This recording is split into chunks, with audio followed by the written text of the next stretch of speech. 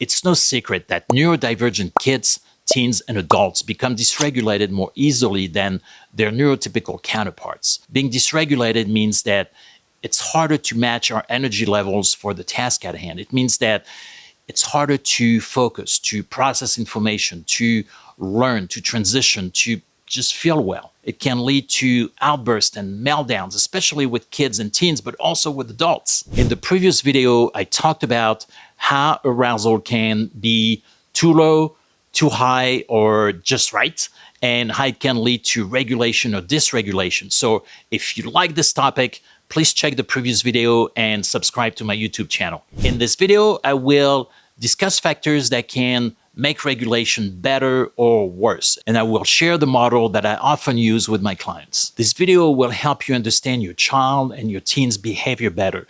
It will give you the language to describe what you're seeing. It will help you identify ways to support your child and your teen to stay better regulated and to improve their behavior, their motivation, and their overall learning. So let's get into it. So what does regulation look like? Well, when your child is regulated, they are calm, alert, engaged.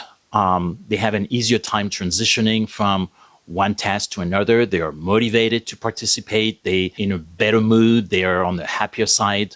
They tend to sleep and eat better, and they are in a ready-to-learn mode. When your child or your teen becomes dysregulated, they may be bored, anxious, agitated. They may have a harder time focusing or getting started with the task or transitioning from one activity to the other. They may experience more impulsivity or more outbursts and meltdowns. They may have a harder time eating and sleeping well. And overall, they will not be able to do their best learning when they are dysregulated. An example could be a child who's running around on the playground. They have to be very active. And then when they have to transition back into the classroom, they have to really slow down, and they have to find a way to self-regulate, slow down their body, slow down their mind, so that they can be in a ready-to-learn state. Throughout the day, our brain and our body are constantly trying to find ways to adjust. So we're constantly looking for ways to either increase a certain form of input or decrease another form of input, which will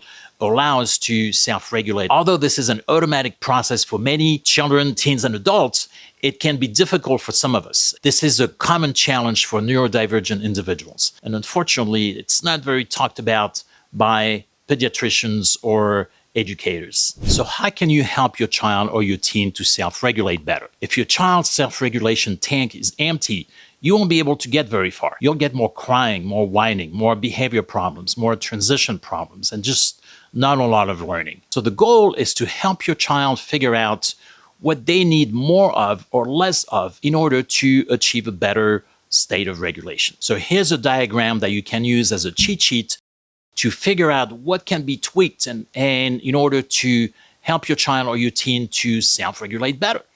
This diagram breaks down a variety of factors that can influence our state of regulation. So let's look at some of them. At the top, we have physiological factors, things like being hungry or thirsty or cold, hot, tired, that could lead to becoming dysregulated. The next one, movement, is a very strong regulator.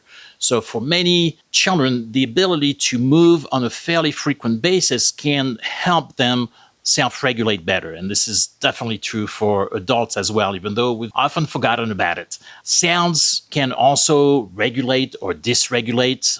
It could be listening to a certain type of music to help your child or your teen focus and be motivated, or it could be that a noisy environment or specific sounds are really dysregulating. Touch, comforting touch can be a way to calm a younger child, or it could be, giving hugs to your teens, or touch for certain children and teens who are more uncomfortable with touch. That could be a source of dysregulation. We have things like routines versus novelty.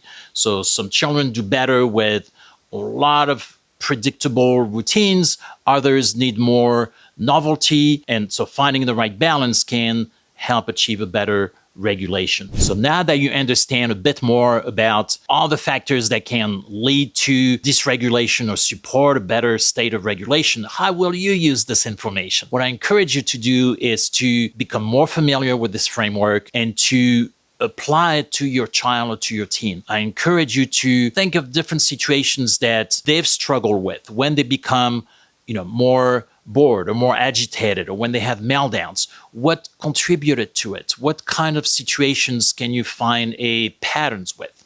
Is it always when they're having to transition? Does it tend to be in noisy environment? They become bored because the task is more repetitive?